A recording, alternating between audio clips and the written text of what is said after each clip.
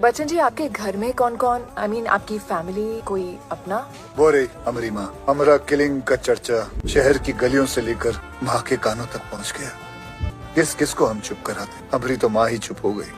10 साल हो गए हैं हमसे हमारी माँ बात नहीं करती, आज तक एक शब्द नहीं कहा हमसे। तरस गए हैं उनकी आवाज सुनने के लिए। अब तक आपने कितने लोगों को मारा है? कितने बे? 42 आपका हो गया और 8 मेरा, 50 तो हर रेखांडी, 10 60 शर्म करो, टोटल 70 हो गया भैया जी।